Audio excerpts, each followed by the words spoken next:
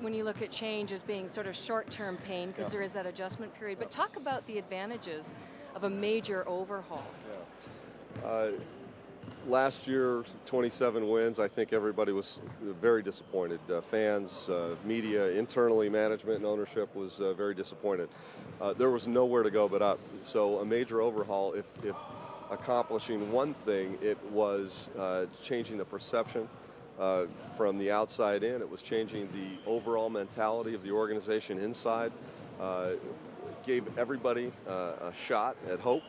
And there's a lot of smiling faces around here just with the freshness of the group, the desire of everyone on this team to win, the type of players that we're bringing in are all guys that have gotten here through some means of overcoming some odds, and in some cases they're still being doubted. So I love that.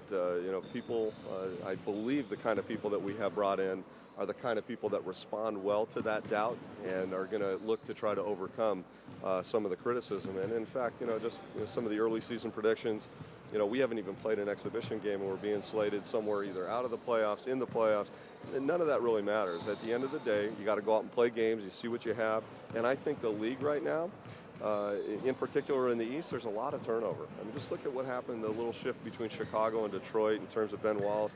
That's a huge element, and whether or not that works for either club is yet to be seen, but I don't think we need to determine that today. Let them play a few games before we really see the outcome there.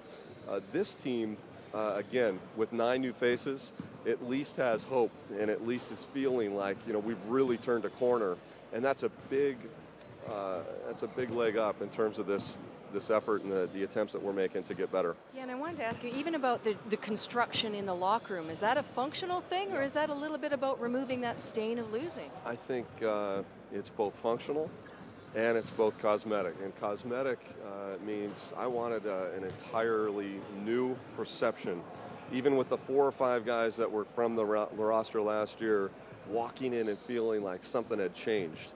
I think Sam talks about it all the time. He wanted to change everything. He wanted to change where he lived, his car. He just wants to start fresh. I said day one, I'm not looking back. I'm only looking forward. I do believe that when the players walk into the locker room, when the media walks into the locker room, you're going to feel that there's a new sense of professionalism. A 10-year-old room doesn't sound very old, but it was tired. And when you move that couch and you see the dust that was settling underneath it, it was time to change the face of the locker room, and I think, again, just giving them a new work environment, a new place to show up every day, to feel that sense of newness, it is. Some of it's physical and some of it's psychological. And more important, as you're just saying, for the Chris Bosches of the world as opposed to the guys who've never stepped in that locker room. Exactly. Some of them, through the recruitment process, contract signings, they had a chance to tour the facility, and, they saw what appeared to be a pretty nice facility, but when they walk in, they should be very impressed because it's going to be a whole new situation.